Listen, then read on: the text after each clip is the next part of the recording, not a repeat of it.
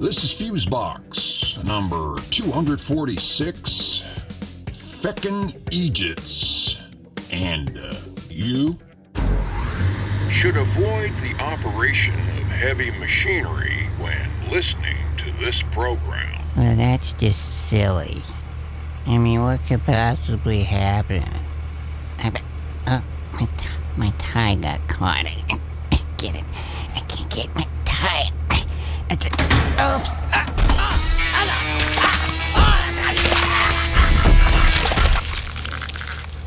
It's a public service announcement from all of us here at Fusebox. Please, use our show responsibly. Greetings, friends, and welcome in to this, the 246th edition of Fusebox, insightfully entitled Feckin Eejits, and more about that soon enough. I am your putting a gag order on your inner dialogue host, Mark Rose, and over there, saying all the quiet parts out loud, is the Lord of the Limiter. Milk Canes, everybody. Thank you kindly. Dig that title, bro. Indeed, yes. We can thank our partner in audio crime, Mr. Jeff Pollard, for that name suggestion. You know, titles are a thing, too. These shows they don't seem to get started without the proper title motivation, you know? Yeah? Yeah, it feels sort of hollow without a solid title in place. I don't know. Like, you couldn't just start a show without one, or maybe just call it Steve to get you going? No. Although a novel idea there, Mr. Canes. But yeah, I kind of need that foundation or underpinning of a title to get this thing off the ground. Well, now, you know, there are some that may argue that it never really leaves the hangar. Haters. They're just haters, Mr. Canes. We attend to them not. Got some wonderful stuff packed into this one, friends. A new segment we're introducing on this edition of the show from our editorial writer-at-large, Neil Sorsky, on a new AI tool in development that's destined to not really help its users, but actually replace them in the long run. Our buddy, 42nd Street Pete, has another Grindhouse Minute for us, and this time on probably one of the most infamous documentaries ever done in the 1960s that actually gave rise to a slew of copycats, including the original filmmakers themselves, copying themselves. And in AI news, yes, well, we have some burning info here from the porn world's newest innovation. Oh, I'm in. Well, this is truly a different form of adult entertainment, friends. Also, in the grand AI fail department, a symphony orchestra's ad campaign that is seriously out of tune. And alignment, as it turns out. And last, but certainly at the end, we have some news from that area down there in that area. And the hits just keep on coming. You know, at this point, I think stupidity is that state's actual natural resource these days, yeah. You know, sometimes I wake up in the morning and think to myself, I must be living in some kind of batshit, crazy political performance art piece. And then quickly realizing that this artist is really quite bad. But still crazy as fuck. Yes. So it goes, Mr. Cade, so it goes. We have all that, and so much less when we return, so please, stay with us, friends. Or was there? I still think you should have locked them up.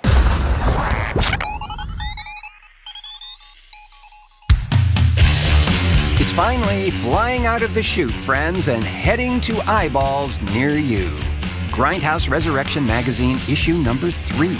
It's jam-packed with grainy goodness on all 76 pages. Like this, a splendid article by David Phillips on Peter Bogdanovich's 1968 debut film, Targets, starring Boris Karloff in what many consider to be his finest work, which is not bad considering that this film, at the beginning, didn't even have a script. As the story goes, producer Roger Corman was owed 2 days of shooting time from Karloff, and so told Bogdanovich, go make a movie, Peter. Read all the details in issue number 3 of Grindhouse Resurrection Magazine, available from 42ndStreetPete.net.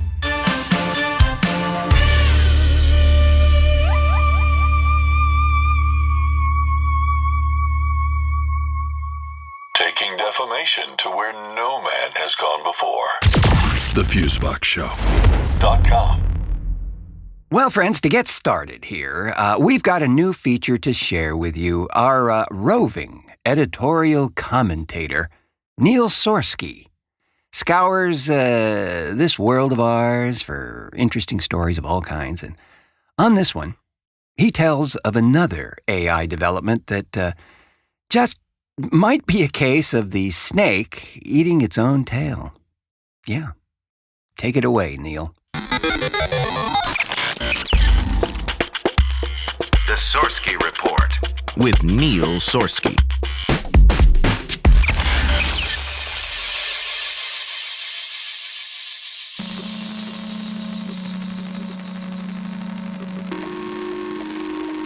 So, I saw an article about a Silicon Valley startup called, I'll call it Glimmer, because that's similar to its real name, but not the same, because all the people in the picture next to the headline, gosh, they looked so nice, so perfectly coiffed and genuinely artificial. Anyway, the CEO at Glimmer or Gloam or whatever you want to call it says he wants to do something to make your work life better. He said, and I quote, I saw, he's been watching evidently, that engineers were spending too much time outside code. Account managers couldn't find the latest research or presentation needed to close deals. New employees took too long to onboard, and so on, I guess. This growing problem destroyed productivity, sapped energy, and detracted from the employee experience. The article goes on to cite a recent Gartner survey, which found that 47% of desk workers have trouble finding the data they need. What's wrong, Bob? The data, I just can't find the data. Quoting the article, in the same survey, workers reported that the growing number of apps they have to manage at work, 11 on average now versus 6 5 years ago, is exacerbating the challenge. Enter Gloam or Glower or Gasp or something or other, which just finished a funding round with VCs and received like $100 million to develop a chatbot you can ask about signing up for your 401k or where's the data so I can close that deal.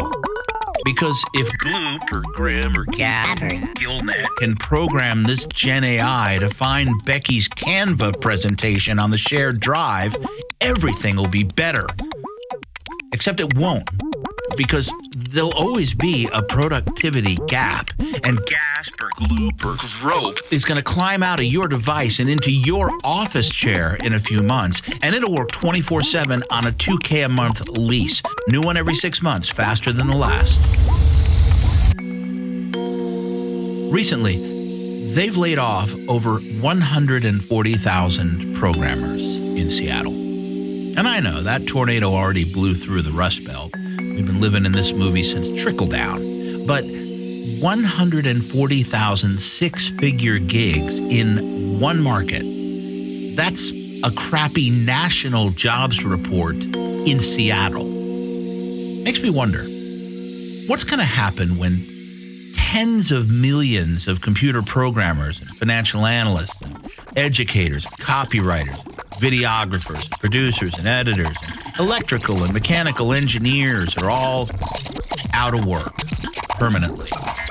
just sort of hanging out.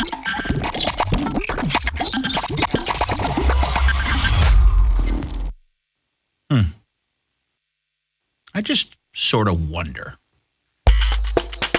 This has been the Sorsky Report with Neil Sorsky.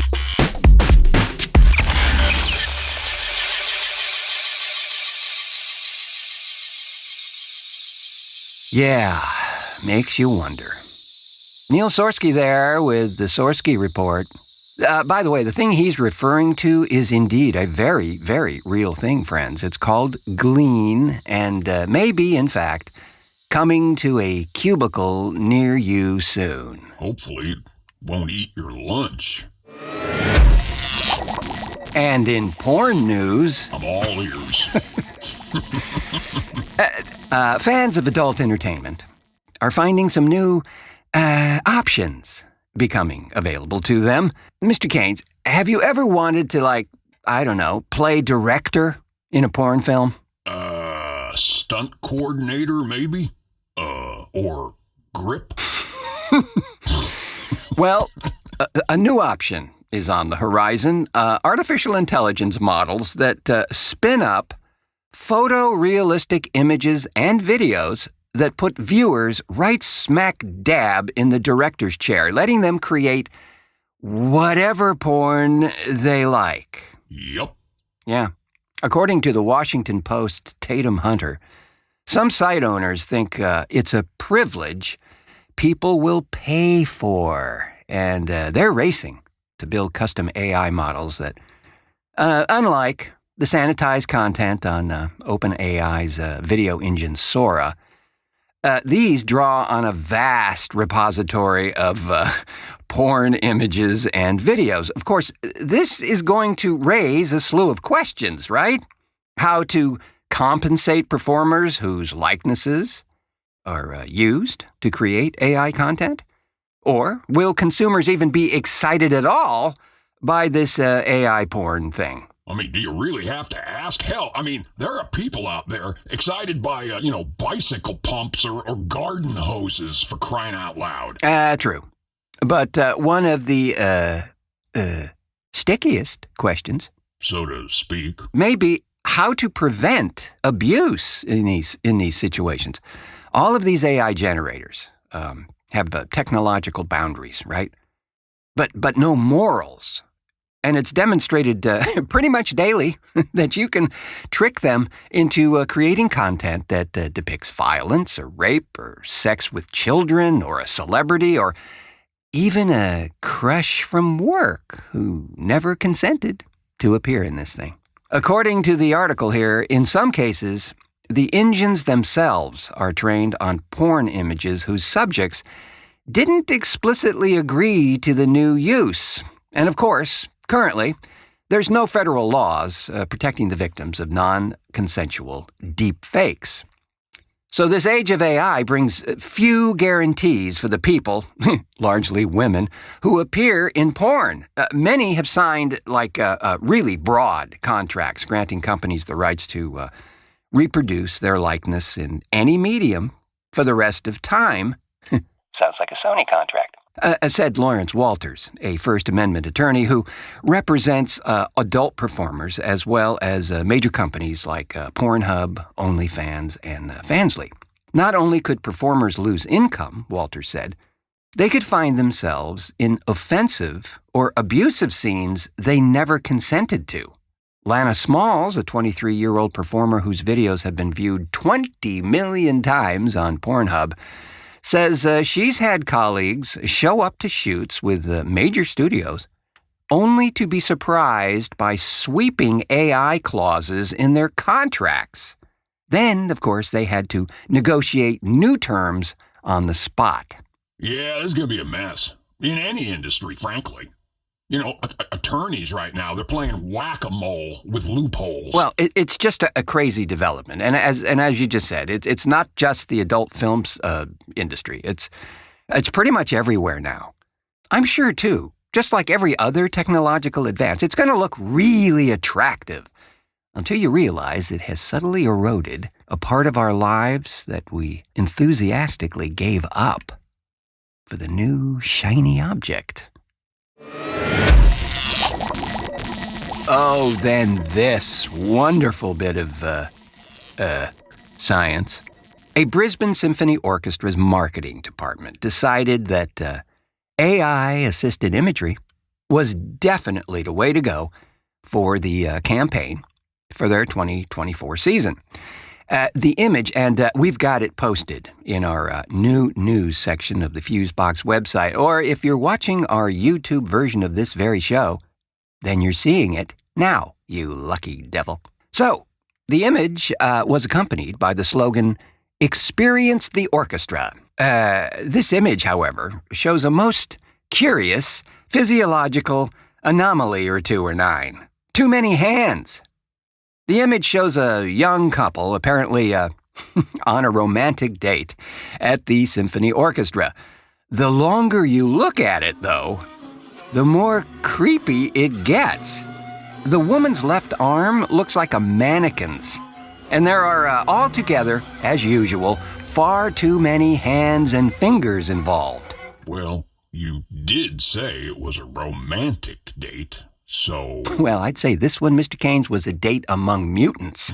The man seems to have part of the woman's dress detached and lying across his lap. There's also a very odd black box in front of them. Yes, insert theremin. But the most ridiculous part of this shot is that the couple is surrounded by the orchestra, who are seated around them in the stalls. It's probably safe to assume that most people would expect the orchestra to be on the stage and not clustered around the auditorium. Yes, I know. They said experience the orchestra, but I don't think this is exactly what they had in mind. And then there are, of course, the distorted and very cloned faces of the musicians. And how those aforementioned musicians are holding their instruments. No, you just got to check this out. And add insult to injury, that this concert hall depicted here doesn't even remotely resemble that of the Queensland Orchestra's actual home. Reporting states that the musicians were outraged. When they raised concerns about the image to their marketing director, they were allegedly told to, quote, stay in their lane, and it's, quote, no one else's job to market. Yeah, we want to take all the credit for the failure.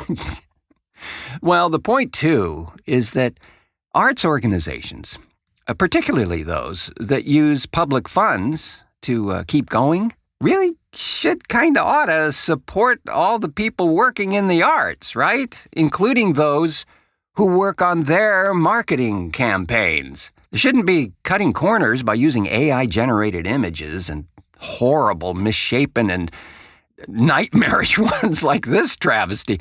If budgets are small, which they generally are, it's just safe to bet, seriously, that they can find a photographer willing to do the shoot.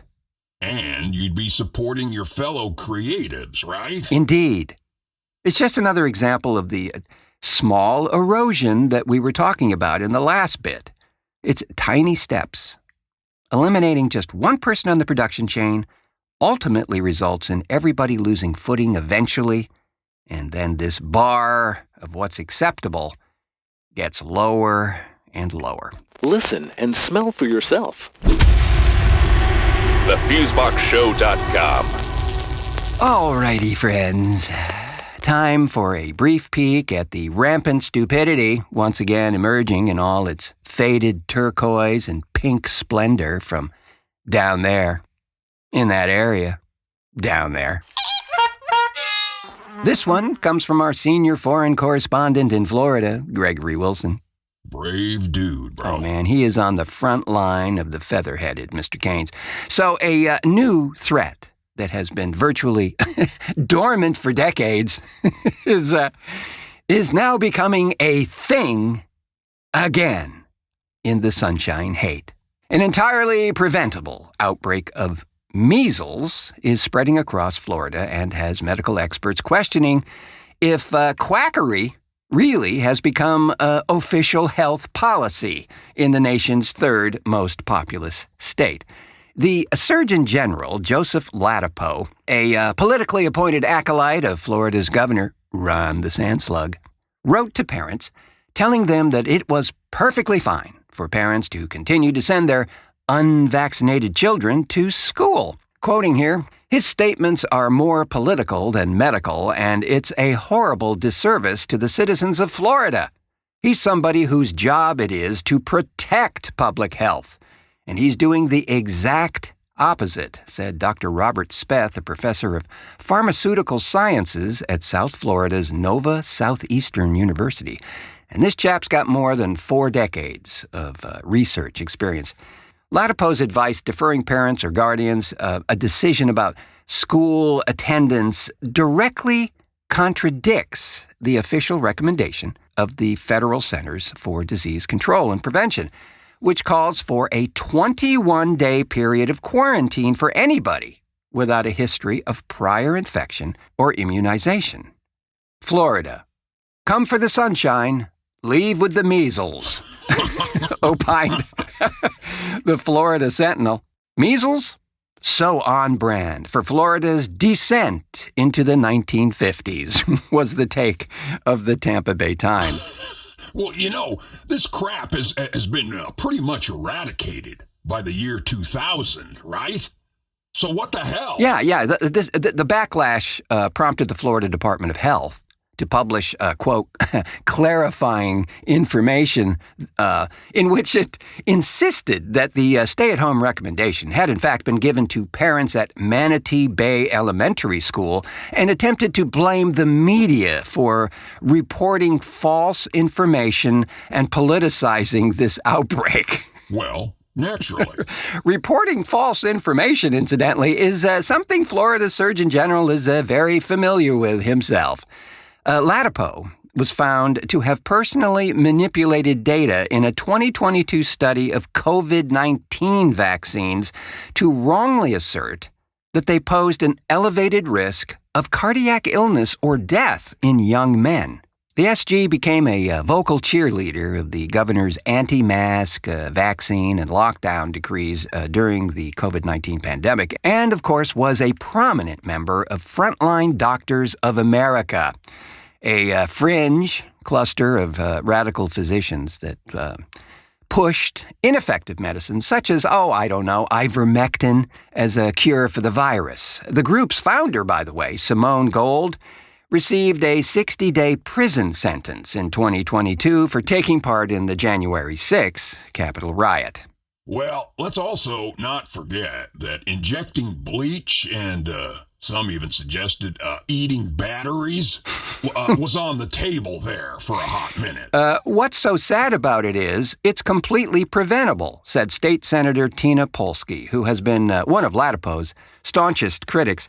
The senator goes on to say that in a moment of crisis, we need the best level-headed people to be running that Department of Health. And now, we're in our next crisis after COVID, and we have someone who doesn't want to follow accepted scientific guidelines in charge. To pretend that the vaccine is unnecessary to eradicate measles is completely illogical, because that's the reason it's been gone from our country. It will have some devastating outcomes. It's going to scare a lot of people, and kids are going to be out of school, which has its own negative outcomes. Well, it sure kind of sells the argument that keeping people stupid makes them easier to control, And keeping them stupid, or at the very least grossly uninformed, is certainly a jackbooted step forward to controlling you and I. And but another, in a seemingly endless list of queries, always dead-ending at... What the fuck, Florida?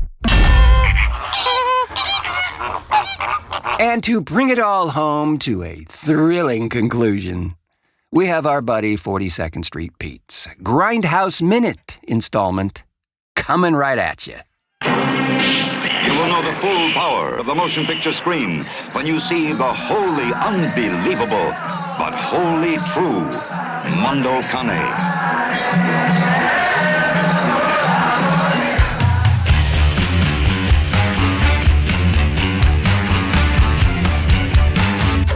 And now it's time for another Grindhouse Minute with 42nd Street Pete.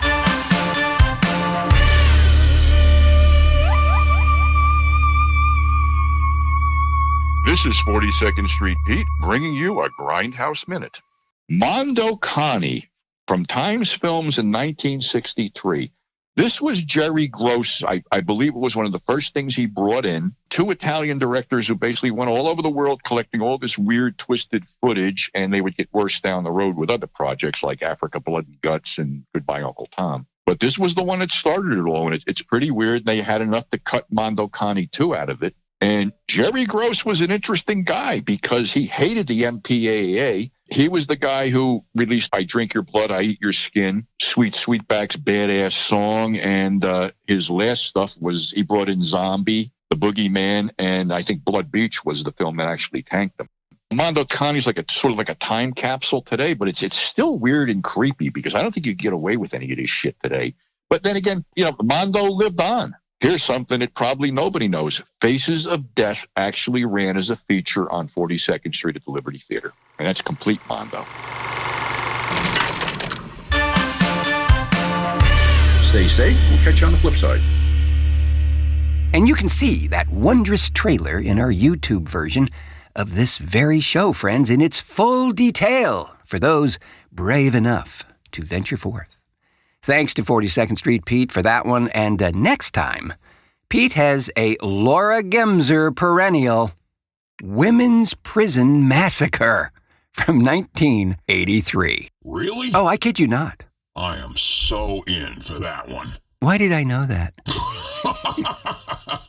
And we are so out of here. That's going to wrap this edition of Fusebox in a nice, tidy, albeit slightly soiled bow, but not before thanking our contributors to this one, 42nd Street Pete, Scott Campbell, Zander James, Nico Lane, Freya Lang, Bob Moss, and Gregory Wilson. Thanks as well to the Prince of the Parametric, Milt Keynes, for technical assistance and so forth and so on over there. A pleasure as always. And folks, you too can be part of the good times around here by joining us on Patreon. And get a bunch of free stuff the second you sign up. Indeed. Free swag, early access to shows, exclusive content, and super secret handshake instructions for our Inner Circle members may be unavailable in Utah. Patreon.com/The Fusebox Show will get you there. Big time thanks, folks. Thanks as well to our friends at Grindhouse Resurrection Magazine. Issue 3 is out, and it's a particularly hot one, flying off the shelves, and rightly so. Find it at 42ndstreetpete.net. Thanks to you, friends, for pushing play on this edition of the program. We surely know there are so many little barking heads vying for your valuable attention, so we're delighted you spent some of that time with us. I have been your highly esteemed but entirely lowbrow host, Mark Rose, saying until our next cartoon.